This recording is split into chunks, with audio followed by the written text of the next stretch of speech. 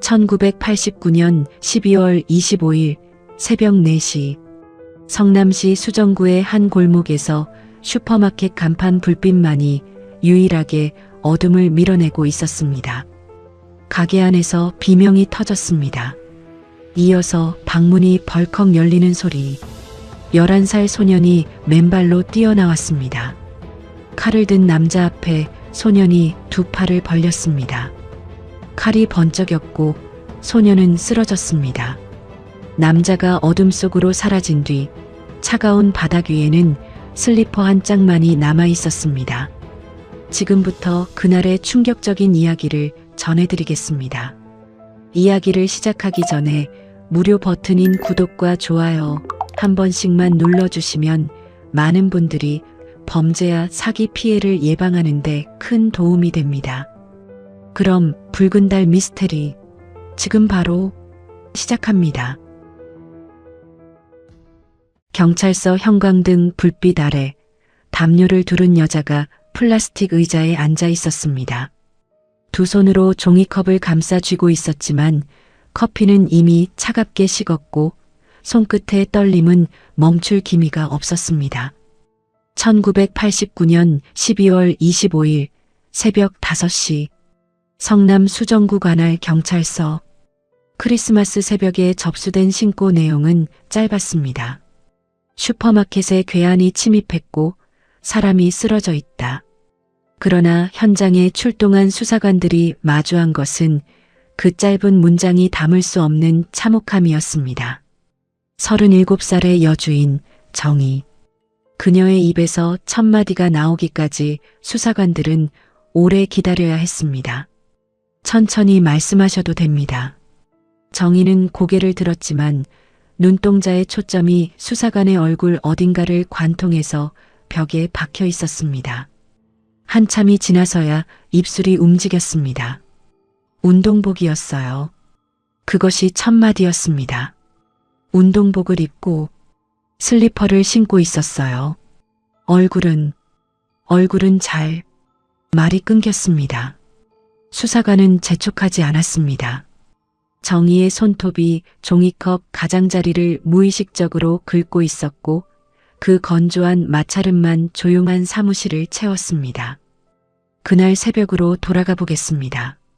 크리스마스 이브의 열기가 채 가시지 않은 골목.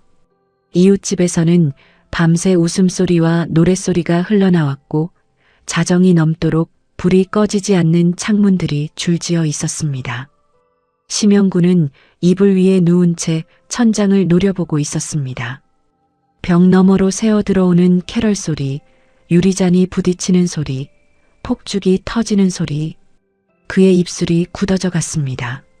시계가 새벽 4시를 가리켰을 때 심영구는 이불을 걷어차고 일어났습니다. 운동복 바지를 입고 슬리퍼를 끌었습니다. 현관문을 열기 전 그의 손이 서랍 안으로 들어갔습니다. 차가운 금속의 감촉. 주머니에 흉기를 밀어넣고 문을 나섰습니다. 골목은 고요했습니다. 축제의 소음도 이 시간만큼은 잠들어 있었습니다. 그런데 불빛 하나가 눈에 들어왔습니다. 바로 앞 슈퍼마켓의 유리문 너머로 형광등이 켜져 있었습니다. 계산대 앞에 여자 혼자 앉아 장부를 넘기고 있었습니다. 크리스마스 특수로 밀린 정산 작업이었습니다. 안쪽 방에서는 11살 아들 우진이가 잠들어 있었습니다. 심영구의 발걸음이 멈추었습니다. 이전 8건의 범행은 대부분 금품이 목적이었습니다. 그런데 이 순간 그를 가게 안으로 끌어당긴 것은 돈이 아니었습니다. 혼자 앉아있는 여자를 본 순간 전혀 다른 충동이 머릿속을 지배했습니다. 유리문이 열렸습니다. 정희가 고개를 들었을 때 남자는 이미 계산대를 돌아서 바로 앞에 서 있었습니다. 장부를 넘기던 손이 공중에서 멈추었습니다. 입을 열기도 전에 남자의 손이 어깨를 움켜쥐었습니다. 끌어당기는 힘이 비정상적으로 강했습니다. 의자가 뒤로 넘어지며 금속 다리가 타일 바닥을 긁었습니다. 나요. 누구야 나? 정의의 비명이 좁은 가게 안을 가득 채웠습니다. 남자는 놓지 않았습니다. 한 손으로 입을 틀어막으려 했고 나머지 손은 그녀의 옷을 잡아당겼습니다. 장부가 바닥에 떨어지고 볼펜이 굴러 선반 아래로 사라졌습니다. 정희는 발버둥 치며 계산대 위의 물건들을 쓸어 떨어뜨렸습니다. 캔이 바닥을 구르고 유리병이 깨지는 소리가 울렸습니다. 그 소리에 안쪽 방에 불이 켜졌습니다. 문이 열리고 우진이가 나타났습니다. 잠옷 차림의 소녀는 한순간 얼어붙었습니다. 어머니가 낯선 남자의 손에 붙잡혀 있었습니다. 우진이의 눈이 공포로 커졌지만 소녀는 뒤로 물러서지 않았습니다. 도리어 남자를 향해 한 발 내디뎠습니다. 엄마한테 손대지 마. 11살 소년의 목소리가 갈라졌습니다. 심영구가 고개를 돌렸습니다. 주머니 속의 흉기가 밖으로 나온 것은 그 다음 순간이었습니다. 모든 것이 수초 만에 끝났습니다. 심영구는 쓰러진 소년 옆을 지나 유리문을 밀치고 골목으로 뛰어나갔습니다. 슬리퍼를 끌고 달리는 발이 꼬였고 한 짝이 벗겨져 아스팔트 위에 나뒹굴었습니다. 뒤도 돌아보지 않았습니다. 어둠이 그를 삼켰습니다. 출동한 수사관들이 현장에서 수거한 것은 깨진 유리병 조각, 피가 묻은 타일 바닥, 그리고 가게 앞에 나뒹굴던 슬리퍼 한 짝이었습니다. 7개월 동안 성남과 서울, 경기 일대에서 9건의 범행을 저지르며 단 한 점의 물증도 남기지 않았던 남자가 크리스마스 새벽에 처음으로 흔적을 남긴 것입니다. 수사관이 비닐봉지에 담긴 슬리퍼를 들어 올렸습니다. 바닥이 한쪽으로 닳아 있었습니다. 흔하디흔한 슬리퍼. 그러나 이것은 7개월간 유령처럼 떠돌던 한 남자의 꼬리를 처음으로 잡을 수 있는 유일한 실마리였습니다. 범인이 슬리퍼를 신고 나왔다면 멀리서 온 게 아닙니다. 근처에 삽니다. 수사관의 말에 동료가 고개를 끄덕였습니다. 정의의 증언 운동복에 슬리퍼 차림 범인이 집에서 불과 몇 발자국 거리에 살고 있을 가능성을 가리키고 있었습니다. 그러나 이 남자가 크리스마스 새벽에만 칼을 든 것이 아니었습니다. 7개월 전 1989년 5월의 어느 새벽로 거슬러 올라가야 합니다. 그때 이미 첫 번째 피가 흘렀고 경찰은 아무것도 모르고 있었습니다. 1989년 5월 21일 새벽 1시 성남 수정구 태평동의 뒷골목은 가로등조차 드문 어둠 속에 잠겨 있었습니다. 미용실 간판에 네온 불빛만이 꺼진 채 골목 안쪽을 가리키고 있었습니다. 가게 셔터는 내려져 있었고 안쪽 거주 공간에서는 23살의 원장 수연이 잠들어 있었습니다. 그 시각 한 남자가 미용실 뒷문 앞에 서 있었습니다. 손끝이 자물쇠 주변을 더듬었습니다. 거칠고 익숙한 동작이었습니다. 금속이 맞물리는 소리가 몇 차례 울리더니 가볍게 딸깍하는 소리와 함께 잠금 장치가 풀렸습니다.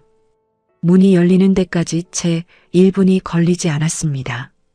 교도소에서 3년 6개월을 보낸 전과자의 손기술이었습니다.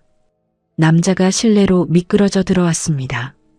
운동화 밑창이 리놀륨 바닥을 밟는 소리조차 내지 않으려는 듯 한 발 한 발 조심스럽게 옮겼습니다.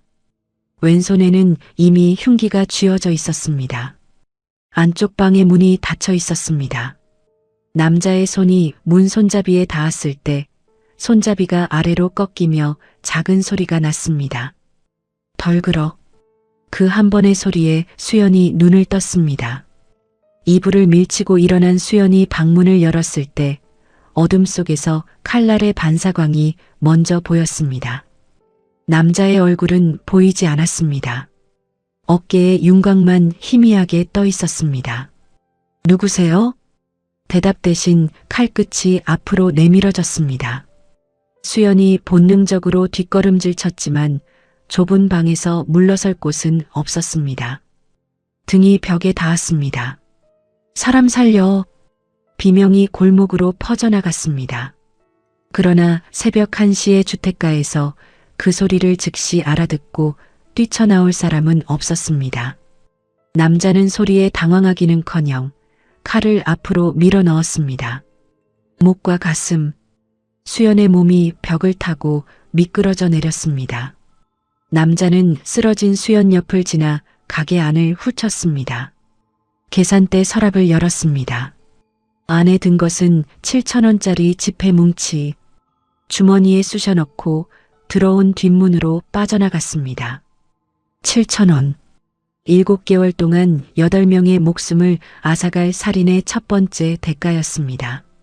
비명을 듣고 뒤늦게 달려온 이웃 주민이 피를 흘리며 쓰러져 있는 수연을 발견했습니다. 119 신고 병원 이송. 수연은 가까스로 목숨을 건졌습니다. 그러나 어둠 속에서 느닷없이 칼을 들이밀던 남자의 얼굴을 수연은 기억하지 못했습니다. 너무 어두웠고 너무 빨랐고 공포가 시야를 먹어치웠습니다. 출동한 경찰 앞에 놓인 것은 열린 뒷문, 빈 서랍, 그리고 피 묻은 바닥뿐이었습니다. 침입 경로는요? 뒷문입니다. 자물쇠를 딴 흔적이 있습니다. 목격자는 없습니다. 피해자도 범인 인상착의를 진술하지 못하고 있습니다. 수사관은 현장 감식 보고서에 새벽 시간대 침입 강도, 피의자 미상이라고 적었습니다. 단독 범행으로 분류되었고 용의자를 특정할 단서는 확보되지 못했습니다. 수사는 시작과 동시에 벽에 부딪혔습니다. 이 남자의 다음 범행까지 남은 시간은 20날이었습니다. 6월 11일 새벽 4시 반, 성남 수정구 신흥동의 좁은 골목. 주점 영업을 마친 42살의 여주인 명자가 가게 문을 잠그고 집으로 향하고 있었습니다. 손에는 하루 매출이 든 지갑이 들려 있었고 낡은 운동화가 시멘트 바닥을 끌며 피곤한 걸음을 옮기고 있었습니다. 골목 모퉁이를 돌았을 때 그림자 하나가 맞은편에서 걸어오고 있었습니다. 명자는 걸음을 멈추지 않았습니다. 오히려 그 그림자를 보고 피식 웃었습니다. 이 남자를 알고 있었기 때문입니다. 동네에서 종종 마주치는 얼굴, 주점에도 몇 번 온 적이 있었습니다. 술만 마시면 행패를 부리는 동네에서 불량배로 통하던 청년이었습니다. 아니, 총각이 새벽에 웬일이야. 명자의 말투에는 가벼운 빈정거림이 섞여 있었습니다. 취객을 다루는데 익숙한 주점 주인 특유의 톤. 그녀에게 이 남자는 귀찮은 동네 건달 정도였을 뿐 위협의 대상은 아니었습니다. 심영구의 발이 멈추었습니다. 명자는 그 발걸음이 멈춘 이유를 알지 못했습니다. 고개를 살짝 기울여 남자를 스쳐 지나치려 했습니다. 그 순간 남자의 손이 안쪽 주머니로 들어갔습니다.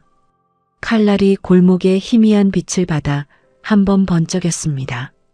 명자가 뒷걸음질 쳤습니다. 빈정거리던 얼굴에서 색이 빠져나갔습니다.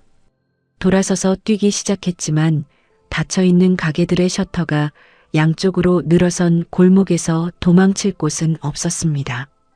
몇 발자국 가지 못해 남자의 손이 어깨를 잡았습니다. 명자는 범행 현장에서 숨을 거두었습니다. 칼을 든 남자 앞에서 그녀가 알아본 얼굴, 그 인식이 오히려 죽음을 앞당긴 셈이었습니다. 심영구에게 그 한마디는 자신을 깔보는 세상의 목소리 그 자체로 들렸을 것입니다. 다음 날 아침, 인근 초등학교 건물 틈새에서 명자의 시신이 발견되었습니다. 신고를 받고 출동한 경찰은 현장을 조사했지만 목격자도 흉기도 범인의 흔적도 확보하지 못했습니다. 새벽의 골목은 증인을 남기지 않았습니다. 이 시점에서 성남 관할 경찰서에는 2건의 미해결 사건이 쌓여 있었습니다. 5월에 미용실 침입살인 미수와 6월에 골목살인.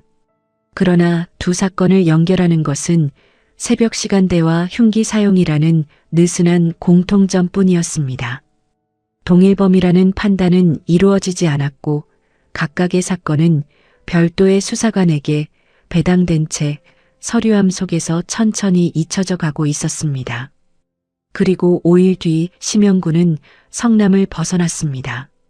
과거 건축 현장에서 일한 적이 있어 골목 구석구석을 꿰고 있는 동네가 하나 있었습니다. 서울 관악구. 그곳이 세 번째 범행의 무대가 됩니다. 6월 16일 새벽 2시 반. 서울 관악구 남현동. 이 동네를 심영구는 손바닥처럼 알고 있었습니다. 몇 해 전 건축 현장 인부로 일하면서 골목마다 어디가 막다른 길이고 어디에 가로등이 없으며 어디로 빠지면 큰 길로 나가는지 몸에 새겨두었습니다. 낯선 동네가 아니었습니다. 그래서 선택했습니다. 새벽 2시에 남현동은 성남의 골목과 같은 어둠이 깔려 있었지만 분위기가 달랐습니다. 멀리서 대로의 차량 소리가 간간히 들렸고 언덕길을 따라 올라가면 주택과 상가가 뒤섞인 구역이 나왔습니다. 인적은 드물었지만 완전히 고립된 곳은 아니었습니다. 심영구는 언덕 아래 골목 입구에 서서 길을 살피고 있었습니다. 한 여자가 내리막을 걸어 내려오고 있었습니다. 42살의 은하. 야간 근무를 마치고 퇴근하는 길이었습니다. 손에 작은 가방을 들고 있었고 걸음은 빨랐습니다. 늦은 시간에 혼자 걷는 여자가 의뢰 그렇듯이 빨리 집에 닿고 싶다는 마음이 발끝에 실려 있었습니다. 심영구가 움직이기 시작했습니다. 은하의 뒤를 따라 같은 방향으로 걸으면서 한 걸음씩 간격을 좁혀갔습니다. 은하가 모퉁이를 돌 때 뒤쪽의 발소리가 자기 것이 아니라는 것을 느꼈을 수도 있습니다. 그러나 뒤를 돌아보았을 때는 이미 남자가 팔 하나 거리 안에 있었습니다. 칼이 나왔습니다. 은하는 비명조차 완성하지 못했습니다. 첫 번째 일격 이후 저항할 여력이 남아있지 않았습니다. 심영구는 쓰러진 은하의 손에서 가방을 빼앗았습니다. 지퍼를 열고 안을 뒤졌습니다. 현금 10만 원. 주머니에 밀어넣고 골목 안쪽으로 사라졌습니다. 범행 시작부터 도주까지 3분이 채 걸리지 않았습니다. 다음 날 아침 출근길 행인이 골목에 쓰러져 있는 은하를 발견하고 신고했습니다. 관악경찰서의 수사관들이 현장에 도착했습니다. 바닥의 혈흔, 끌린 자국, 떨어진 가방 노상 강도에 의한 살인으로 초동 판단이 내려졌습니다. 인근 주민 탐문, CCTV 확인 시도. 그러나 1989년의 골목에 방범 카메라란 존재하지 않았습니다. 남현동 인근의 유흥업소와 정가자 명단을 뒤졌지만 용의선상에 오를 인물은 나타나지 않았습니다. 결정적인 문제는 따로 있었습니다. 이 사건은 서울 관악경찰서의 관할이었습니다. 3주 전 성남 수정구에서 일어난 미용실 침입 사건과 골목살인 사건은 경기도 성남경찰서의 관할이었습니다. 두 경찰서 사이에 정보를 교환하는 시스템은 사실상 없었습니다. 범행 수법이 유사하다 해도 관할이 다르면 별개의 사건으로 처리되는 것이 당시의 현실이었습니다. 성남경찰서의 서류함에는 미해결 사건 2건이 쌓여 있었고 관악경찰서에는 새로운 미해결 사건 1건이 추가되었습니다. 3건의 사건은 같은 남자의 손에서 나왔지만 경찰의 지도 위에서는 각각 다른 점으로 찍혀 서로를 알아보지 못하고 있었습니다. 심영구는 관할이라는 것이 무엇인지 알 리가 없었습니다. 수사 기법이나 정보 공유 체계 따위에 대해 생각해 본 적도 없었을 것입니다. 그러나 본능적으로 한 가지는 깨닫고 있었습니다. 한 곳에만 머물면 위험하다. 장소를 바꾸면 안전해진다. 3건의 범행으로 심영구가 손에 넣은 돈은 총 10만 7천 원이었습니다.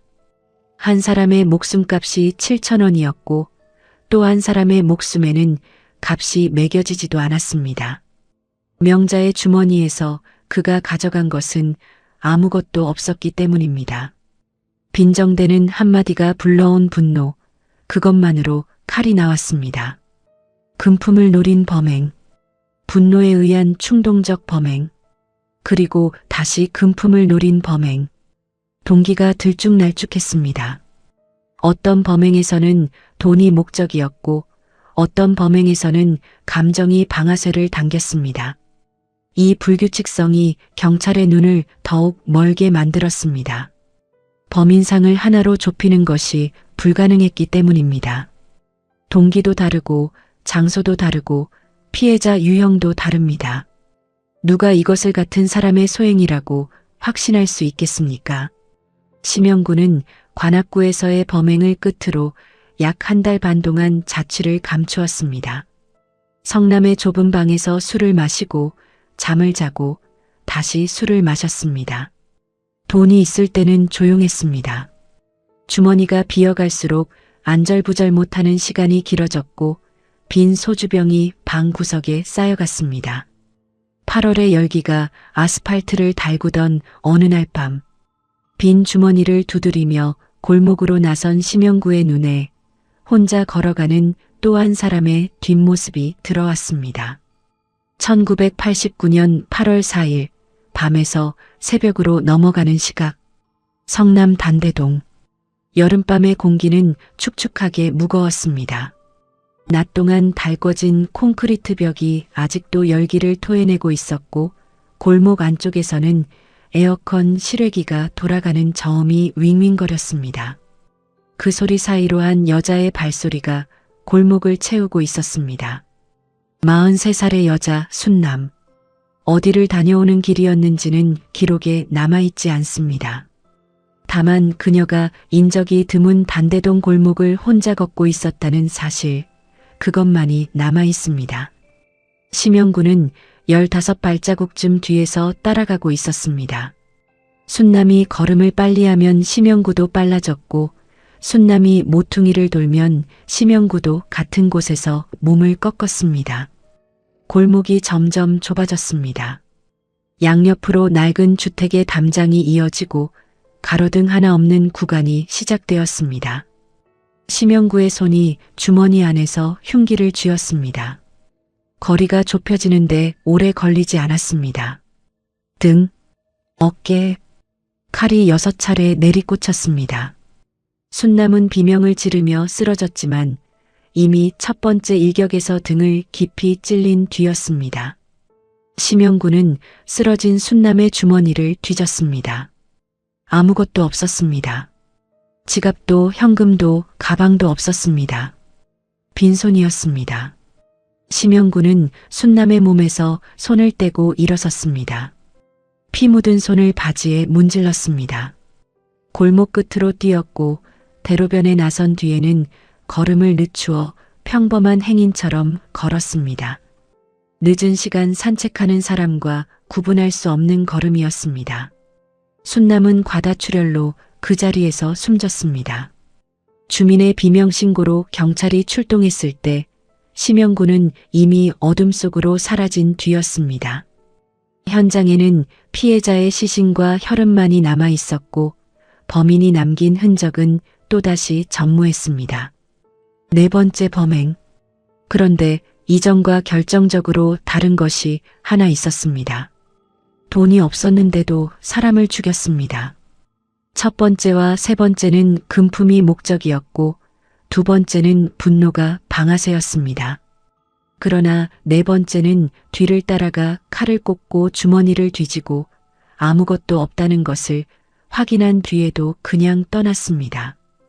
돈이 있든 없든 칼을 꽂는 행위 자체가 그에게 어떤 의미를 갖기 시작한 것입니다. 이 범행을 마지막으로 심영구는 석 달 동안 자취를 감추었습니다. 8월, 9월, 10월. 여름이 가고 가을이 깊어지는 동안 성남과 서울의 경찰서에는 여전히 미해결 사건들이 서류함에 묻혀 있었습니다. 4건의 살인과 1건의 살인미수. 수사력은 분산되어 있었고 용의자의 윤곽조차 그려지지 않았습니다. 심영구라는 이름은 어떤 수사관의 메모지에도 적혀 있지 않았습니다. 그리고 이석달의 공백 속에서 이 남자의 과거를 들여다볼 필요가 있습니다. 심영구. 1961년 충청북도의 한 농촌 마을에서 태어났습니다. 기억의 시작 전부터 아버지의 주먹이 있었습니다. 술에 취해 들어온 아버지가 어머니를 때렸고 어린 심영구는 방구석에 웅크린 채 벽 너머의 소리를 들어야 했습니다. 유리가 깨지는 소리, 무엇인가 넘어지는 소리, 그리고 울음소리. 8살이 되던 해 어머니가 집을 나갔습니다. 돌아오지 않았습니다. 아버지는 새 여자를 데려왔고 이복 형제가 태어났습니다. 계모와의 사이는 처음부터 틀어져 있었습니다. 밥상에서 밀려나고 방에서 쫓겨나고 존재 자체가 거추장스러운 아이로 취급받았습니다. 아버지의 관심은 새 가족에게 옮겨갔고 심영구에게 남은 것은 때리는 손뿐이었습니다. 중학교 1학년 13살에 집을 나왔습니다. 서울이었습니다. 13살 소년이 연고도 돈도 없이 대도시에 던져진 것입니다. 건축 현장에서 막노동을 했고 공사판 인부들 사이에서 잠을 잤습니다. 모멸과 무시가 일상이었습니다. 어린아이가 끼어 있으면 귀찮다는 표정, 느리다며 퍼붓는 욕설, 일당을 떼이고도 따질 수 없는 처지. 자존감이라는 것은 처음부터 자라날 토양이 없었습니다. 남은 것은 열등감과 세상이 자신을 짓밟고 있다는 뿌리 깊은 피해의식뿐이었습니다. 술이 유일한 출구였습니다. 그러나 술은 출구가 아니라 뇌관이었습니다.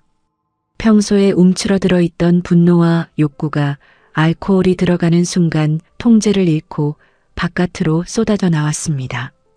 행패를 부리고 시비를 걸고 주먹을 휘둘렀습니다. 결국 1985년 강도상의 혐의로 체포되어 3년 6개월의 징역형을 선고받았습니다. 교도소에서 나온 것은 1988년이었습니다. 출소 후에도 달라진 것은 아무것도 없었습니다. 일자리도 가족도 돌아갈 곳도 없었습니다. 성남의 좁은 방에서 술을 마시며 하루하루를 보냈습니다. 출소로부터 약 9달 뒤인 1989년 5월 태평동 미용실의 뒷문 앞에 서게 됩니다. 이것이 심영구의 29회였습니다. 그러나 어떤 과거도 사람을 죽일 권리를 주지는 않습니다. 8살에 어머니를 잃은 소년이 자라서 어머니를 지키려고 칼 앞에 선 11살 소년의 목숨을 빼앗게 됩니다. 같은 상처를 안고 있으면서 그 상처를 더 약한 사람에게 되돌려준 것입니다. 석 달의 침묵이 끝난 것은 11월이었습니다. 남은 돈이 완전히 바닥을 드러냈고 빈 소주병 사이에서 일어선 심영구는 다시 흉기를 주머니에 넣고 밤거리로 나섰습니다. 이번에는 이전과 다른 것이 있었습니다. 그의 자백에 따르면 이 무렵부터 자신도 이해할 수 없는 감각이 시작되었다고 합니다. 피해자를 대하면 찌르고 싶은 충동을 느꼈고 일단 한번 찌르고 나면 이성을 잃고 마구 찌르게 됐다. 체포 후 경찰 앞에서 한 진술입니다. 돈이 필요해서가 아니었습니다. 칼을 꽂는 순간 머릿속의 모든 소음이 사라지는 감각. 그것이 그를 다시 거리로 끌어낸 것입니다. 1989년 11월 16일 새벽 성남 수정구 수진동. 가을이 막바지에 접어들면서 새벽 공기가 날카롭게 변해 있었습니다. 입김이 보일 듯 말 듯한 온도. 가로등 불빛 아래로 나뭇잎이 바스락거리며 굴러다녔고 셔터를 내린 상가 건물들이 골목 양편에 어둡게 늘어서 있었습니다. 심영구가 거리를 어슬렁거리고 있었습니다. 주머니에 손을 찔러 넣은 채 특별한 목적지 없이 걸었습니다. 오른쪽 주머니에는 흉기가 들어 있었고 왼쪽 주머니는 비어 있었습니다. 돈이 완전히 떨어진 지 며칠째였습니다. 그때 전방 20m쯤에서 한 남자가 걸어오고 있었습니다. 53살의 남자 태호. 검은색 가방을 옆구리에 단단히 끼고 빠른 걸음으로 오고 있었습니다. 가방의 크기가 심영구의 눈을 끌었습니다. 두툼한 사각형 모양, 서류 가방처럼 보이기도 하고 무언가가 빽빽하게 채워져 있는 듯 묵직해 보였습니다. 심영구의 계산은 단순했습니다. 새벽에 저 정도 크기의 가방을 끼고 다니는 사람이라면 안에 든 것은 돈이다. 장사를 마치고 매출금을 가지고 귀가하는 자영업자일 것이다. 그렇게 판단했습니다. 심영구는 방향을 틀어 태호의 뒤를 따라가기 시작했습니다. 발소리를 죽이며 거리를 좁혔습니다. 15걸음, 10걸음, 5걸음. 오른손이 주머니 안에서 흉기의 손잡이를 감쌌습니다. 3걸음 거리까지 다가갔을 때 태호가 고개를 살짝 돌렸습니다. 어깨 너머로 뒤를 확인하려는 동작이었습니다. 그 순간 심영구가 뛰어들었습니다. 칼이 등을 파고들었습니다. 태호는 비명을 질렀지만 두 번째 일격이 거의 동시에 들어왔습니다. 가방이 아스팔트 위에 떨어졌습니다. 태호의 무릎이 꺾이며 그 위로 쓰러졌습니다. 심영구는 태호의 몸 아래에서 가방을 잡아 빼냈습니다. 지퍼를 열었습니다. 손가락 끝에 닿은 것은 지폐의 감촉이 아니었습니다. 단단한 표지, 얇은 종이, 가방 안에 들어있던 것은 성경책 한 권이었습니다. 그 외에는 아무것도 없었습니다. 태호는 세탁업에 종사하는 사람이었습니다. 그날 밤 인근 교회에서 철야 기도를 마치고 새벽에 귀가하는 길이었습니다. 밤새 무릎을 꿇고 기도한 뒤 가슴에 품고 나온 것이 그 성경책이었습니다. 돈가방이 아니었습니다. 기도를 마치고 돌아가는 사람의 신앙이 든 가방이었습니다. 심영구는 성경책을 아스팔트 위에 내던졌습니다. 분노가 치밀었습니다. 사람을 찔렀는데 손에 쥔 것이 아무것도 없다는 사실. 4번째 범행에서도 같은 일을 겪었지만 이번에는 기대가 더 컸던 만큼 허탕의 분노도 더 격렬했습니다. 집으로 돌아가는 길에 심영구는 자신의 거처 근처에 주차된 승용차 앞에 멈추었습니다. 주먹으로 유리창을 내리쳤습니다.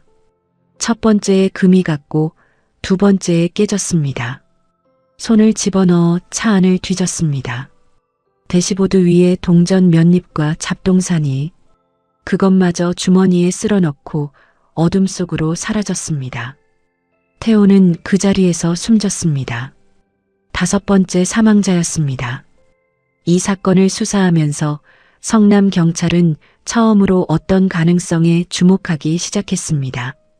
새벽 시간대, 흉기 사용, 노상 범행, 수법이 비슷한 사건이 올해만 벌써 여러 건입니다. 수사회의에서 한 수사관이 서류철을 펼쳤습니다. 5월에 미용실 침입, 6월에 골목살인, 8월에 단대동 살인, 그리고 이번 11월에 수진동 살인. 시간대, 흉기의 종류, 범행 후 금품을 탈취하는 패턴. 개별적으로 보면 흔한 강도 살인이었지만 나란히 놓으면 윤곽이 겹쳤습니다. 동일범 가능성을 배제할 수 없습니다. 그런데 관악건은요? 6월에 서울에서도 비슷한 건이 있었다는 이야기가 있었는데 관할이 다릅니다. 자료 요청을 넣었지만 아직 회신이 없습니다. 5명이 죽고 나서야 연쇄라는 단어가 수사관들의 입에서 처음 나왔습니다. 그러나 의심과 확신 사이에는 넓은 간극이 있었습니다. 동일범이라면 인상착의가 있어야 했고 공통된 물증이 있어야 했습니다. 생존자인 미용실 원장 수연은 범인의 얼굴을 기억하지 못했고 현장에서 수거된 물증은 단 하나도 없었습니다.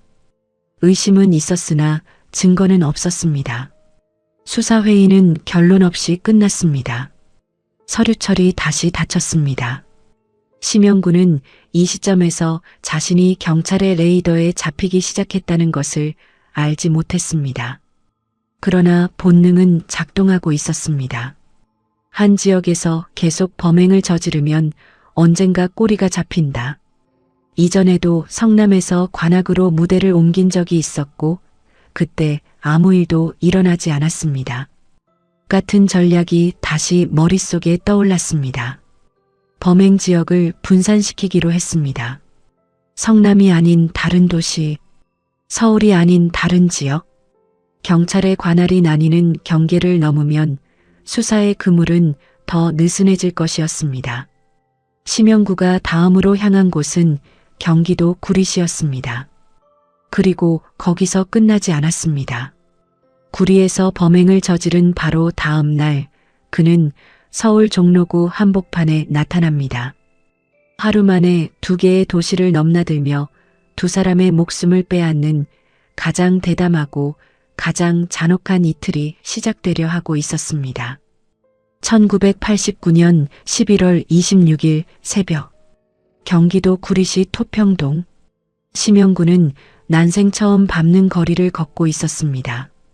성남에서 버스를 2번 갈아타고 도착한 곳이었습니다. 골목의 생김새도 건물의 간격도 가로등의 위치도 낯설었습니다. 그러나 그것이 정확히 이 남자가 원한 것이었습니다.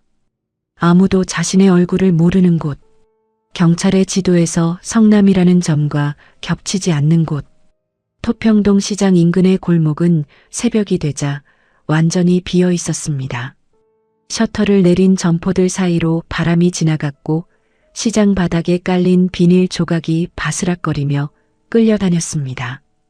간간이 남아있는 생선 비린내와 채소가 으깨진 냄새가 차가운 공기에 섞여 코끝을 찔렀습니다. 한 여자가 시장 뒷골목에서 걸어 나왔습니다. 57살의 노점상 봉임. 하루 장사를 마치고 좌판을 정리한 뒤 매출을 돈주머니에 넣어 허리춤에 묶고 귀가하는 길이었습니다. 등이 굽은 채 짧은 보폭으로 걸었고 한 손에는 접이식 좌판 다리를 들고 있었습니다. 발밑을 조심스럽게 살피며 걸어야 할 만큼 골목은 어두웠습니다. 심영구는 시장 입구의 전봇대 옆에 서서 그 뒷모습을 지켜보고 있었습니다. 봉임이 골목 안쪽으로 사라지기 시작했을 때 심영구가 움직였습니다. 발소리를 죽이며 같은 방향으로 걸었습니다. 봉임의 걸음이 느렸기 때문에 거리를 좁히는 것은 쉬웠습니다. 10걸음, 5걸음, 칼을 꺼냈습니다. 봉임은 뒤에서 다가오는 기척을 느꼈을 것입니다. 그러나 고개를 돌리기 전에 첫 번째 일격이 등에 꽂혔습니다. 손에 들고 있던 좌판 다리가 콘크리트 바닥에 부딪히며 쇳소리를 냈습니다. 무릎이 꺾이고 몸이 앞으로 쓰러졌습니다. 심영구는 허리춤에 묶인 돈주머니를 끌어냈습니다. 끈을 끊고 주머니를 주먹 안에 쥔 채 골목 반대편으로 뛰었습니다. 6번째 사망자. 봉임이 하루 종일 좌판 위에 앉아 벌어들인 돈이 그 주머니 안에 들어 있었습니다.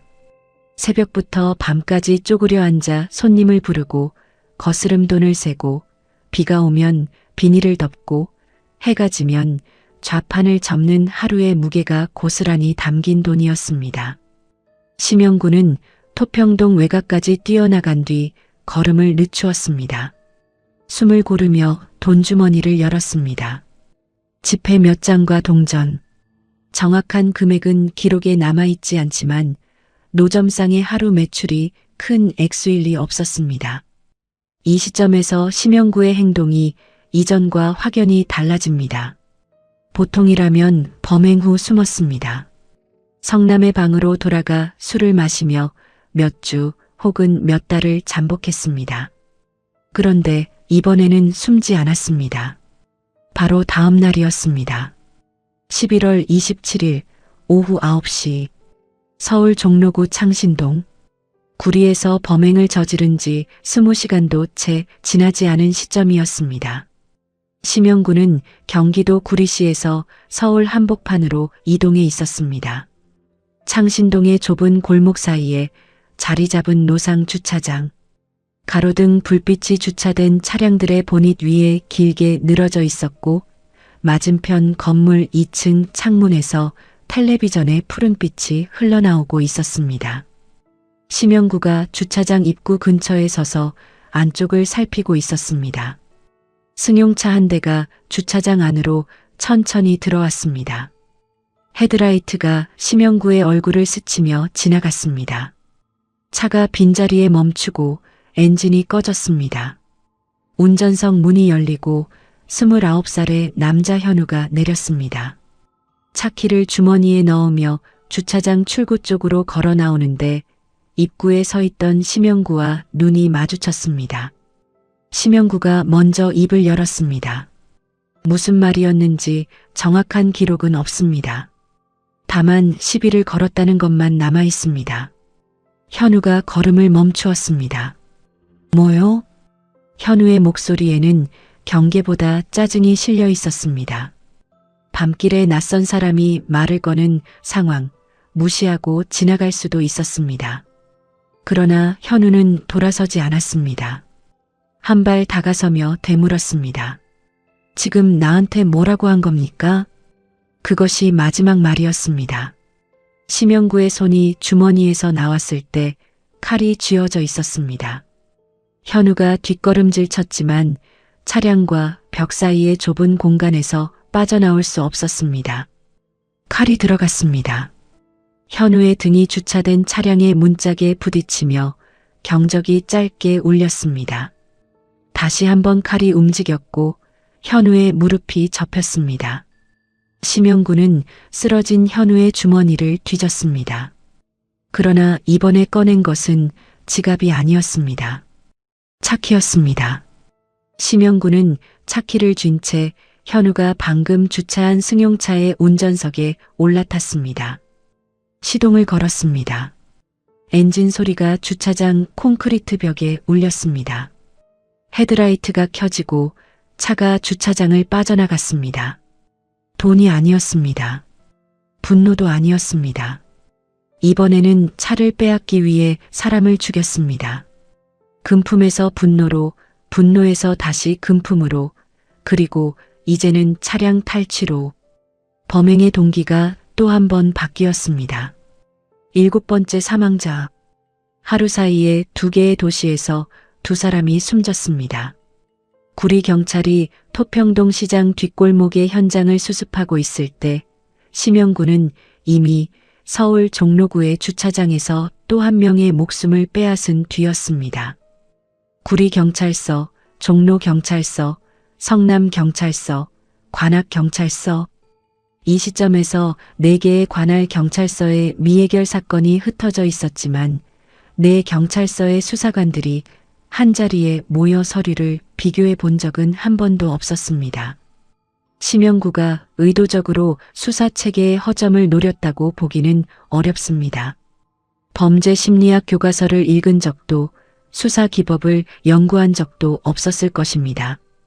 그러나 짐승이 사냥꾼의 소리를 피해 움직이듯 이 남자는 위험을 감지하면 장소를 바꾸었고 그 본능적 이동이 결과적으로 관할의 벽을 교란하고 있었습니다.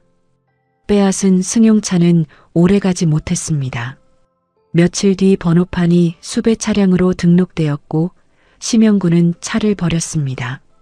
다시 성남의 방으로 돌아갔습니다. 그리고 한 달간 두문불출했습니다. 이전의 침묵과는 분위기가 달랐습니다.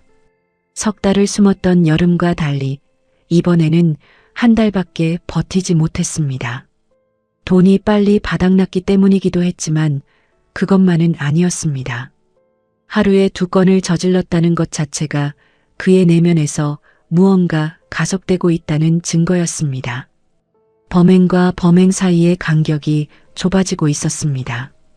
숨어있는 시간을 견디는 힘이 약해지고 있었습니다. 12월에 접어들었습니다.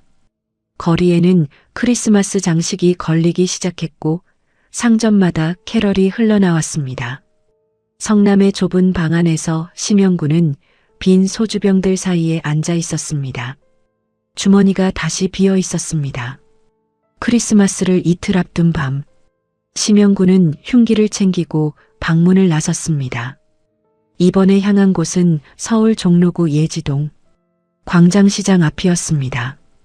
연말의 인파가 오가는 거리, 그 속에서 이 남자는 또 한 명의 표적을 찾고 있었습니다. 1989년 12월 23일 오후 8시 서울 종로구 예지동 광장시장 일대는 연말의 활기로 들끓고 있었습니다. 시장 안쪽에서는 아직 문을 닫지 않은 가게들의 불빛이 새어나왔고 바깥 도로에는 퇴근길 인파와 연말장을 보려는 사람들이 뒤섞여 흘러가고 있었습니다. 포장마차에서 올라오는 어묵 국물의 김이 차가운 공기를 뚫고 퍼졌고 어디선가 캐럴이 낮은 볼륨으로 흘러나오고 있었습니다. 그 인파 속에 심영구가 섞여 있었습니다. 파카 주머니에 두 손을 찔러 넣은 채 시장 앞 도로를 천천히 걷고 있었습니다. 오른쪽 주머니 안에는 흉기가 있었습니다. 눈동자가 쉬지 않고 움직였습니다. 지나가는 사람들의 손을 보고 가방을 보고 주머니를 보았습니다. 술에 취한 듯 약간 흐린 눈이었지만 시선만은 또렷하게 한 가지를 쫓고 있었습니다. 돈의 냄새. 오후 8시 반. 시장 바깥쪽 도로변에서 노점을 펼치고 있던 54살의 여자 옥순이 장사를 정리하고 있었습니다. 좌판 위에 물건을 보자기에 싸서 묶고 접이식 테이블을 접어 한쪽에 기대 세웠습니다. 그리고 허리를 펴며 앞치마 안주머니에서 돈봉투를 꺼냈습니다. 하루 매출을 세기 시작했습니다. 지폐를 한 장씩 펼쳐 손가락 사이에 끼우고 입술이 소리 없이 움직이며 숫자를 세고 있었습니다. 심영구의 발이 멈추었습니다. 도로를 건너편에서 그 장면을 보고 있었습니다. 여자가 돈을 세고 있다. 좌판은 이미 접혀 있다. 장사를 마친 직후다. 하루 매출 전부가 저 봉투 안에 들어있다. 심영구의 계산이 시작되었습니다. 그러나 바로 달려들지 않았습니다. 주변에 사람이 있었기 때문입니다. 시장 앞 도로는 아직 유동 인구가 남아 있었고 가끔 택시가 지나가며 헤드라이트를 비추었습니다. 심영구는 전봇대 옆으로 물러서서 옥순이 자리를 뜨기를 기다렸습니다. 10분이 지났습니다. 옥순이 보자기를 들고 자리에서 일어났습니다. 시장 뒤편 골목 쪽으로 걸어가기 시작했습니다. 걸음이 느렸습니다. 하루 종일 서서 장사한 다리에 피로가 쌓여 있었을 것입니다. 보자기와 접이식 테이블을 양손에 들고 있어 자세가 불안정했고 좁은 골목으로 접어들면서 인파에서 점점 멀어졌습니다. 심영구가 뒤를 따랐습니다. 시장 앞 도로에서 골목으로 꺾어진 순간 세상이 달라졌습니다. 캐럴 소리가 벽에 가로막혀 작아졌고 포장마차의 김도 보이지 않았습니다. 가로등 하나가 골목 입구를 비추고 있었지만 안쪽으로 들어갈수록 빛이 옅어졌습니다. 건물과 건물 사이의 좁은 틈, 낡은 벽돌벽에 습기가 번들거렸습니다. 옥순이 골목 중간쯤에서 잠시 걸음을 멈추었습니다. 보자기를 고쳐 잡으려는 동작이었습니다. 짐이 무거워 한쪽으로 기울어진 몸의 균형을 잡느라 발을 옮기는 순간 등 뒤에서 바람을 가르는 소리가 났습니다. 돌아볼 시간도 없었습니다.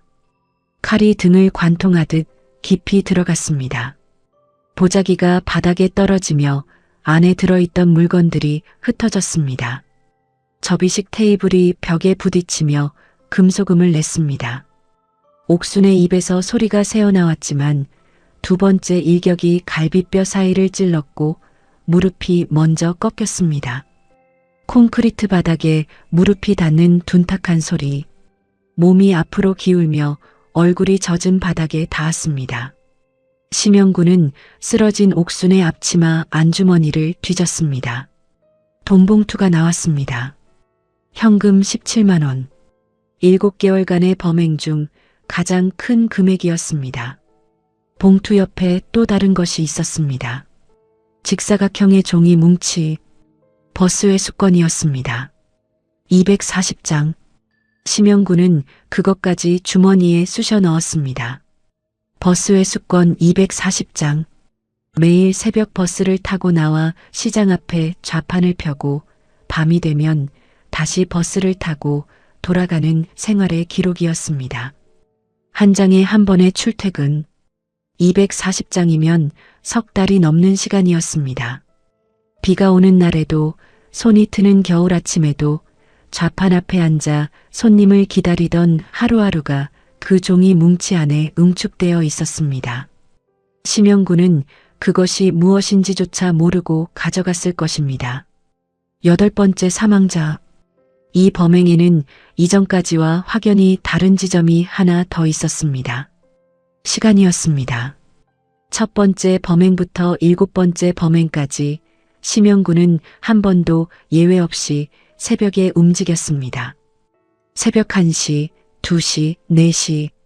거리에 사람이 사라지고 어둠이 가장 짙어지는 시간대. 그것이 이 남자의 패턴이었습니다. 그런데 이번은 오후 8시 반이었습니다. 시장 앞 도로에는 아직 사람이 오가고 있었고 가게의 불빛이 남아 있었습니다. 완전한 어둠이 아니라 연말 거리의 조명이 비치는 곳에서 범행을 저질렀습니다. 새벽에 그늘에서만 움직이던 남자가 사람들의 시선이 닿는 시간대로 올라온 것입니다. 대담해진 것인지 통제력을 잃어가는 것인지 어쩌면 둘 다였을 것입니다. 그리고 이 시점에서 짚고 넘어가야 할 것이 있습니다. 1989년에 대한민국은 이미 또 다른 공포 속에 있었습니다. 1986년부터 경기도 화성 일대에서 여성들이 연이어 피살되는 사건이 계속되고 있었습니다. 매 사건마다 전국이 공포에 떨었고 수사에 투입된 경찰 인력은 전례 없는 규모로 불어났습니다. 수사관들이 화성으로 집중되었고 언론의 카메라도 화성을 향했습니다. 그 그늘 속에서 성남과 서울과 구리를 넘나드는 또 한 명의 연쇄살인범은 주목받지 못했습니다. 화성의 사건이 워낙 거대한 공포로 온 나라를 덮고 있었기 때문에 관할이 분산된 도심의 노상살인 사건들은 개별적인 강도 사건으로 처리되거나 설령 동일범 가능성이 제기되더라도 수사 역량을 집중시킬 여력이 부족했습니다. 같은 시대, 같은 나라 안에서 2명의 연쇄살인범이 동시에 활동하고 있었습니다. 한 사건은 온 나라의 이목을 집중시켰고 다른 사건은 경찰서 서류함 속에서 조용히 미해결 건수만 늘려가고 있었습니다. 심영구는 광장시장 골목을 빠져나와 큰 길로 나섰습니다. 주머니에는 17만 원과 버스 회수권 240장이 들어 있었습니다. 크리스마스 이틀 전 거리에 매달린 장식 전구들이 반짝이고 있었습니다. 지나가는 연인들이 웃으며 팔짱을 끼고 걸었고 아이를 안은 부모가 장난감 가게 앞에서 발을 멈추었습니다. 그 풍경 속을 심영구가 걸어가고 있었습니다. 파카 주머니에 피가 묻은 손을 넣은 채 누구의 눈에도 띄지 않는 평범한 얼굴로 이틀 뒤 크리스마스 새벽 이 남자는 돈이 아닌 전혀 다른 충동에 이끌려 다시 칼을 듭니다. 그리고 7개월간 단 한 점의 물증도 남기지 않던 이 남자가 처음으로 흔적을 남기게 됩니다. 슬리퍼 한 짝. 그것이 그의 마지막 범행이 됩니다.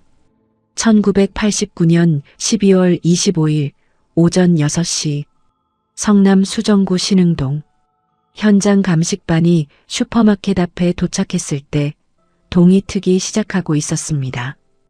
회색빛 하늘 아래 골목이 서서히 윤곽을 드러냈고 가게 앞 아스팔트 위에 쳐진 경찰 차단 테이프가 새벽 바람에 팔락거리고 있었습니다. 유리문 안쪽 바닥에는 핏자국이 번져 있었고 깨진 유리병 조각이 형광등 아래에서 반짝이고 있었습니다. 감식반원이 무릎을 꿇고 바닥에 혈흔 분포를 살피고 있었습니다. 계산대 앞에서 시작된 핏자국이 안쪽 방 입구까지 이어져 있었습니다. 넘어진 의자, 바닥에 흩어진 캔과 과자 봉지, 볼펜 하나가 선반 아래에 굴러가 있었습니다. 격렬한 저항의 흔적이었습니다. 그러나 감식반의 시선을 가장 오래 붙잡은 것은 가게 바깥에 있었습니다. 슬리퍼 한 짝, 가게 앞 아스팔트 위 배수구 격자 옆에 나뒹굴고 있었습니다. 남성용, 바닥이 한쪽으로 닳아 있었고 겉면은 때가 타 원래 색을 알아보기 어려웠습니다. 새 것이 아니었습니다. 오래 신은 물건이었습니다. 감식반원이 집게로 집어 올려 비닐봉지에 담았습니다. 사이즈 확인합시다. 265 정도로 보입니다. 다른 패턴이 한쪽으로 쏠려 있고 안쪽 바닥에 발자국 형태가 남아 있습니다. 지문은 표면 재질이 고무라 지문 채취가 어려울 겁니다.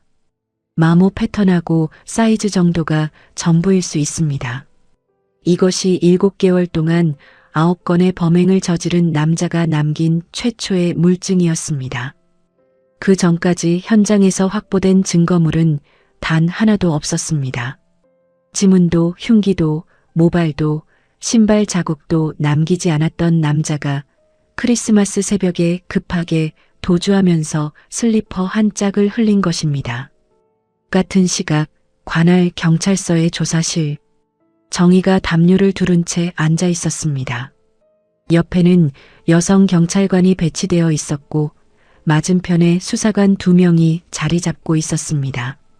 정의의 손은 여전히 떨리고 있었지만 몇 시간 전보다는 말이 이어지기 시작했습니다. 운동복이었어요. 위아래 운동복. 색깔은 어두운 색이었는데 정확하게는 기억이 안 나요. 키는 어느 정도였습니까? 저보다 컸어요. 많이 큰 건 아니었는데 중간 정도?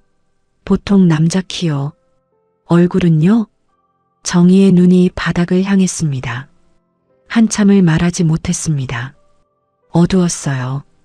가게 안에 형광등은 켜져 있었는데 그 사람이 들어온 순간부터 너무 무서워서 얼굴을 제대로 못 봤어요.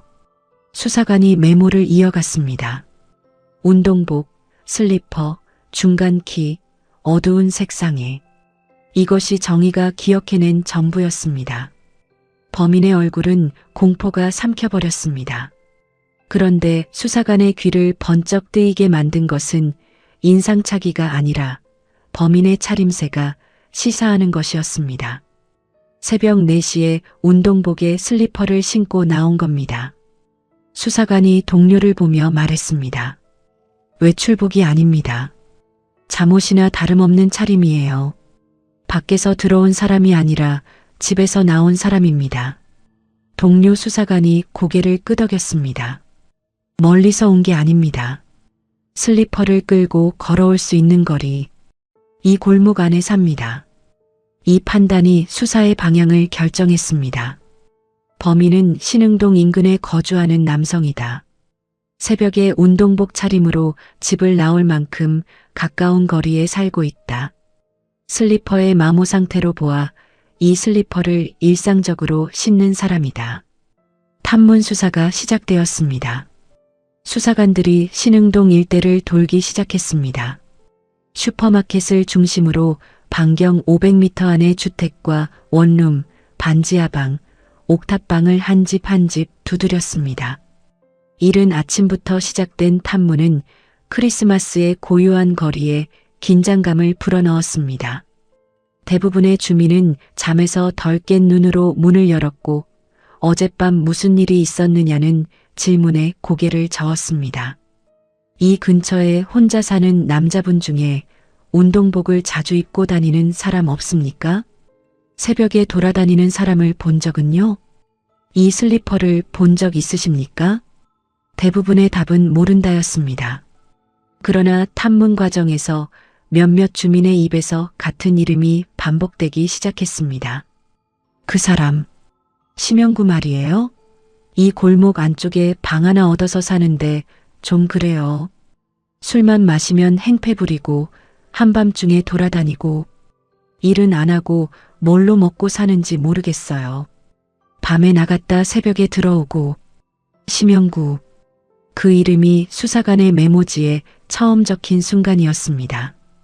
그러나 수사관들이 심영구의 방을 찾아갔을 때 문은 잠겨 있었고 안에는 아무도 없었습니다.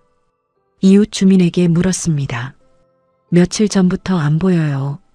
짐도 그대로인 것 같은데 어디 갔는지 모르겠어요. 심영구는 이미 자취를 감춘 뒤였습니다. 수사관들은 방을 수색했습니다. 좁은 원룸이었습니다. 싱크대에 쌓인 그릇들, 구석에 뒹구는 빈 소주병, 빨래도 하지 않은 옷가지들이 바닥에 널려 있었습니다. 그리고 현관 앞 신발장 옆에 슬리퍼 한 짝이 놓여 있었습니다.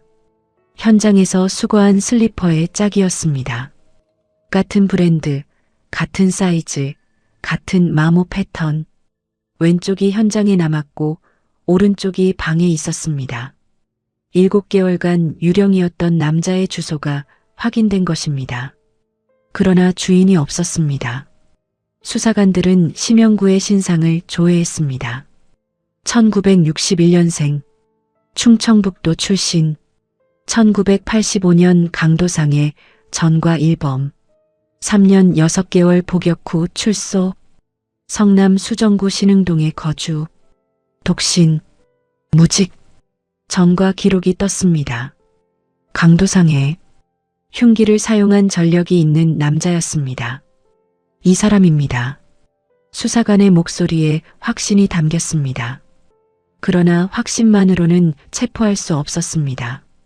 심영구가 어디로 갔는지 알아내야 했습니다. 성남의 방을 버리고 떠난 남자가 숨어 있을 곳, 연고지, 가족, 친구, 직장 하나씩 뒤지기 시작했습니다. 이 시점에서 수사관들 앞에 또 다른 그림이 펼쳐지고 있었습니다. 심영구의 전과 기록과 신상을 조회하는 과정에서 올해 성남과 서울, 구리에서 발생한 미해결 노상살인 사건들의 파일이 다시 꺼내졌습니다. 새벽 시간대, 흉기 사용, 금품 탈취, 현장 증거 전무. 크리스마스 새벽의 범행은 하나의 사건이 아니라 7개월간 이어진 연쇄 범행의 마지막 고리일 가능성이 높았습니다. 5번째 범행 이후 동일범 가능성을 제기했지만 증거 부족으로 진전되지 못했던 수사가 슬리퍼 한 짝과 생존자의 증언이라는 2개의 실마리를 얻으면서 비로소 움직이기 시작한 것입니다. 7개월간 이 남자의 범행을 가로막지 못했던 벽들이 있었습니다. 야심한 시간대, 인적이 끊긴 골목, 수분 내에 끝나는 범행, 현장에 남는 것이 아무것도 없는 깔끔한 도주, 관할이 분산되어 정보가 공유되지 않는 수사구조. 이 모든 조건이 심영구를 유령으로 만들어주고 있었습니다. 그 벽이 무너진 것은 아이러니하게도 심영구 자신의 변화 때문이었습니다. 금품이 아닌 성욕이라는 전혀 다른 충동에 이끌려 집 앞 슈퍼마켓에 들어간 것. 가게 안에 여주인뿐 아니라 아들이 있었다는 예상치 못한 변수. 아이를 찌르고 급히 도주하면서 슬리퍼가 벗겨진 것. 그리고 여주인이 살아남아 증언한 것. 계획적 범행이 아니라 충동적 범행이었기에 빈틈이 생겼고 그 빈틈에서 흘러나온 슬리퍼 한 짝이 7개월간 쌓인 벽을 무너뜨렸습니다. 경찰은 심영구의 주변 인물을 수소문하기 시작했습니다. 가족은 사실상 단절 상태였습니다. 직장도 없었습니다. 남은 것은 한 가지 가능성이었습니다. 여자. 이 남자에게 여자가 있는지, 있다면 어디에 사는지. 탐문은 그 방향으로 좁혀졌습니다. 1990년 1월 성남 수정구 관할 경찰서. 수사관들의 책상 위에 심영구의 사진이 붙은 서류가 놓여 있었습니다. 주민등록 사진 속의 남자는 특별할 것 없는 얼굴이었습니다. 눈이 크지도 작지도 않고 턱선이 각지지도 둥글지도 않은, 길에서 스쳐 지나가면 기억에 남지 않을 인상이었습니다. 7개월간 9건의 범행을 저지르면서 단 한 번도 인상착의가 특정되지 않았던 이유가 그 사진 한 장에 담겨 있었습니다. 탐문은 계속되고 있었습니다. 심영구의 방 주변 주민들에게 물었습니다. 친구가 있었는지, 누가 찾아오는 것을 본 적이 있는지, 전화를 거는 것을 들은 적이 있는지. 대부분의 답은 같았습니다. 혼자였다. 누구하고 어울리는 걸 본 적이 없다. 술 마시고 비틀거리며 들어오는 것만 봤다. 그런데 한 주민의 말이 달랐습니다. 여자가 온 적은 있어요. 수사관의 펜이 멈추었습니다. 여자요? 어떤 여자였습니까? 젊었어요. 20서너쯤 됐을까? 가끔 저녁에 오는 걸 봤는데 자주는 아니었어요. 한 달에 한두 번? 이름은 아십니까? 이름까지는요. 근데 한 번은 택시에서 내리는 걸 봤는데 강서구 쪽에서 왔다는 얘기를 심영구한테 하는 걸 들은 적이 있어요. 강서구. 수사관의 머릿속에서 지도가 펼쳐졌습니다. 성남에서 서울 강서구까지는 거리가 상당했습니다. 가끔 찾아오는 젊은 여자. 강서구의 거주. 심영구와의 관계는 불명. 그러나 심영구가 성남의 방을 떠나 숨어야 할 때 갈 수 있는 곳이 있다면 그곳일 가능성이 높았습니다. 수사관들은 심영구의 교도소 면회 기록을 뒤졌습니다. 1985년부터 1988년까지의 복역 기간 동안 면회를 온 사람의 명단. 가족은 한 명도 오지 않았습니다. 아버지도 계모도 이복 형제도 누구 하나 교도소 면회실에 앉은 적이 없었습니다. 그런데 출소가 가까워진 시점에 면회 기록이 하나 있었습니다. 여자 이름이었습니다. 23살. 주소지 서울 강서구 등촌동. 수사관들이 등촌동으로 향했습니다. 1990년 1월 22일 서울 강서구 등촌동의 한 빌라 앞에 수사관 4명이 도착했습니다. 3층짜리 빌라의 2층. 복도에 형광등이 깜빡거리고 있었고 계단 난간에 빨래가 걸려 있었습니다. 수사관이 초인종을 눌렀습니다. 안에서 인기척이 없었습니다. 다시 눌렀습니다. 세 번째의 발소리가 들렸습니다. 문이 열렸습니다. 문 앞에 선 것은 젊은 여자였습니다. 23살의 여자 수미. 반쯤 잠이 덜 깬 얼굴로 수사관들을 올려다보았습니다. 심영구 씨와 어떤 관계이십니까? 수미의 눈이 한순간 흔들렸습니다. 그 흔들림이 답이었습니다. 안에 있습니까? 수미가 입을 열기 전에 안쪽 방에서 소리가 났습니다. 무엇인가 떨어지는 소리. 수사관 2명이 수미 옆을 지나 안으로 들어갔습니다. 좁은 원룸이었습니다. 부엌과 방이 하나로 이어진 구조.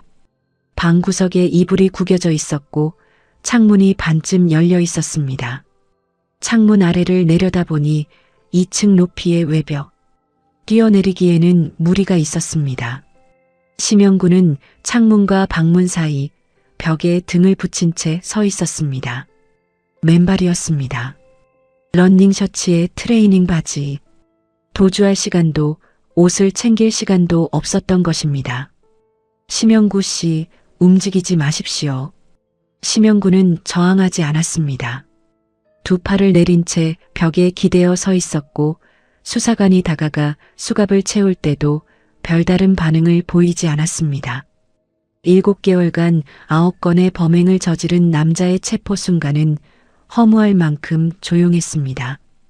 칼을 들고 달려들지도 발악하지도 않았습니다. 새벽 골목에서 칼을 휘두르던 사람과 같은 사람이라고 믿기 어려울 만큼 축 처진 모습이었습니다. 수사관들이 방을 수색했습니다. 옷장 안쪽과 침대 밑, 싱크대 아래에서 작물이 쏟아져 나왔습니다. 피해자들에게서 빼앗은 물건들이었습니다. 시계, 지갑, 열쇠꾸러미, 자파. 처분하지 못한 채 수미의 방 구석구석에 숨겨져 있었습니다. 수미는 심영구에게 은신처를 제공하고 그 방에 작물이 보관되는 것을 묵인한 셈이었습니다. 수사관이 수미에게 물었습니다. 이 물건들이 어디서 온 건지 알고 있었습니까? 수미는 고개를 숙인 채 입을 열지 않았습니다. 심영구는 경찰서로 연행되었습니다. 취조실, 형광등 아래 철제 책상 하나와 의자 2개. 심영구가 한쪽에 앉았고 맞은편에 수사관이 자리 잡았습니다. 녹음기의 릴이 돌아가기 시작했습니다. 처음에는 입을 열지 않았습니다. 수사관의 질문에 고개를 돌리거나 바닥을 내려다보거나 아무 반응도 하지 않았습니다.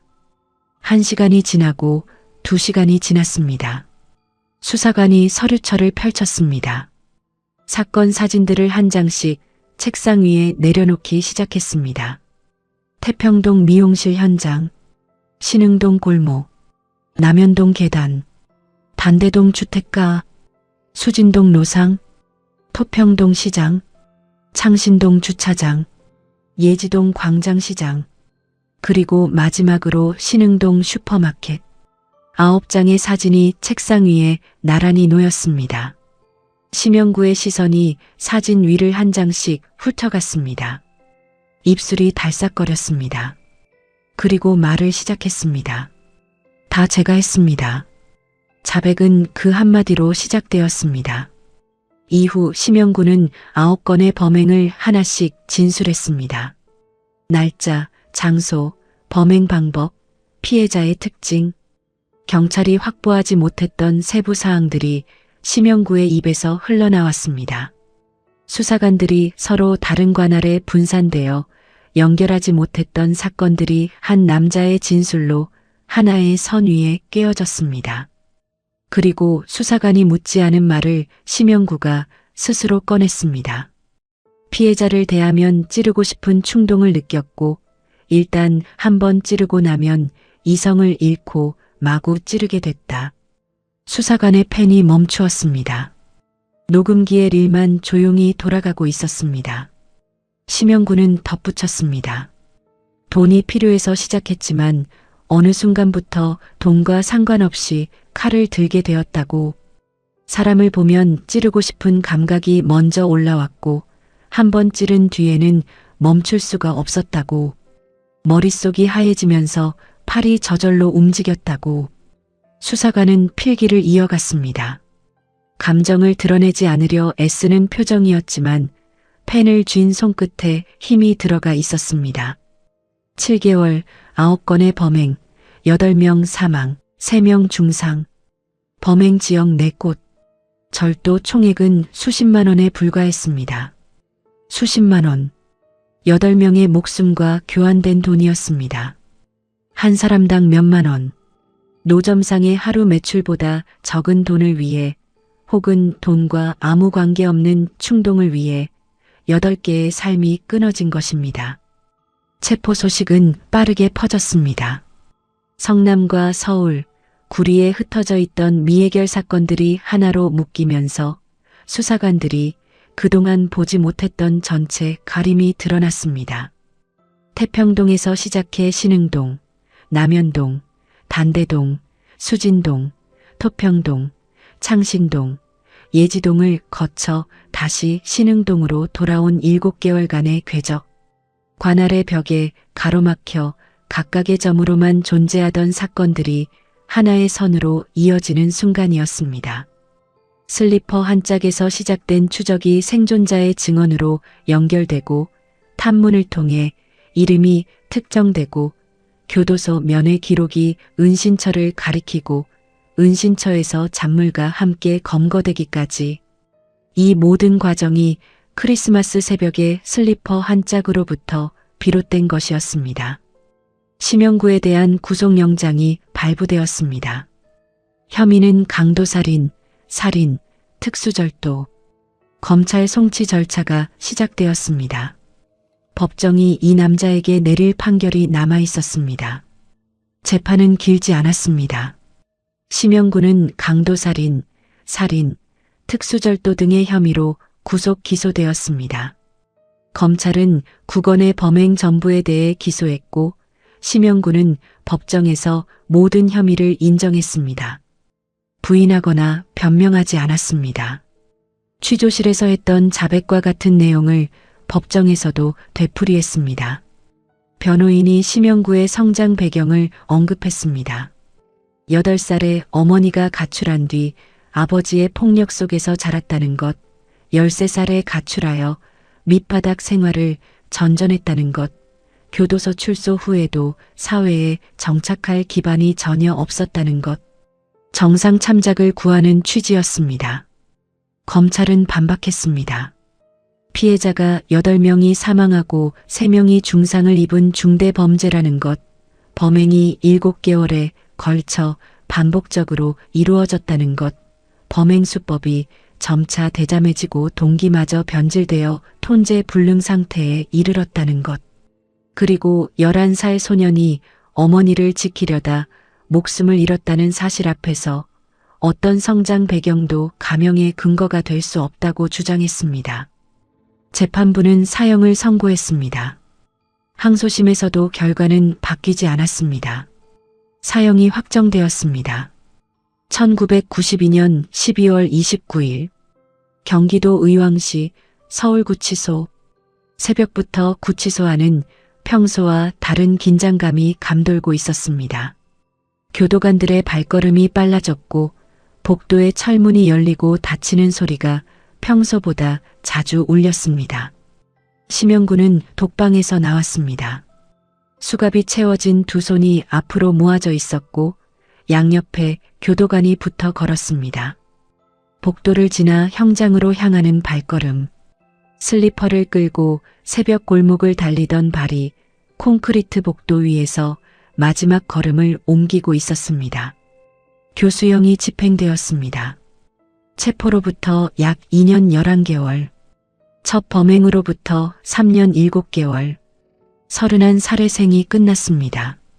심영구는 한국 범죄사에서 최초의 노상 연쇄살인범으로 기록되었습니다. 7개월 동안 4개의 도시를 넘나들며 11명을 습격하고 8명의 목숨을 빼앗고 수십만 원을 훔친 남자. 경찰의 관할 체계가 한 명의 범죄자도 걸러내지 못한 시대의 기록이기도 했습니다. 그런데 심영구가 교수대에 선 1992년 12월 29일 대한민국에는 여전히 풀리지 않은 공포가 남아 있었습니다. 화성 연쇄살인 사건. 1986년부터 시작되어 10명의 여성이 피살된 이 사건은 심영구가 사형당하는 날까지도 범인이 밝혀지지 않은 채 미제로 남아 있었습니다. 같은 시대에 2명의 연쇄살인범이 활동했습니다. 한 명은 슬리퍼 한 짝 때문에 꼬리가 잡혔고 재판을 받았고 교수대에 섰습니다. 다른 한 명은 30년 가까이 미궁 속에 머물렀습니다. 잡힌 남자의 범행은 세상에서 잊혀져 갔고 잡히지 않은 남자의 범행은 온 나라의 기억에 각인되었습니다. 심영구의 삶을 숫자로 환산하면 이렇습니다. 8살에 어머니를 잃었고 13살에 집을 떠났고 24살에 감옥에 들어갔고 28살에 나왔고 29살에 처음 칼을 들었고 31살에 목에 밧줄이 걸렸습니다. 한 번도 어딘가에 뿌리를 내린 적이 없는 삶이었습니다. 그러나 어떤 불우한 과거도 8명의 죽음을 정당화하지 못합니다. 크리스마스 새벽 칼을 든 남자 앞에서 뒤로 물러서지 않았던 11살 소년. 잠옷 차림의 맨발이었던 그 아이는 자기보다 2배는 큰 남자를 향해 한 발 앞으로 내디뎠습니다. 2 팔을 벌려 어머니를 등 뒤에 감추려 했습니다. 그것이 우진이가 마지막으로 한 일이었습니다. 누군가의 폭력 앞에서 몸을 던진 아이. 그 용기 앞에서 어떤 변명도 설 자리가 없습니다. 슬리퍼 한 짝이 이 남자의 정체를 드러냈습니다.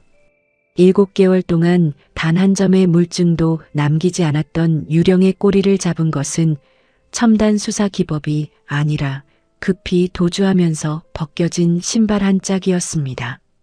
때로는 가장 사소한 것이 가장 거대한 진실을 밝힙니다. 1989년 새벽 골목에서 터졌던 비명은 아직도 우리에게 묻고 있습니다. 우리는 다음 비명을 막을 준비가 되어 있는가? 끝까지 시청해 주셔서 감사합니다. 지금까지 붉은 달 미스테리였습니다.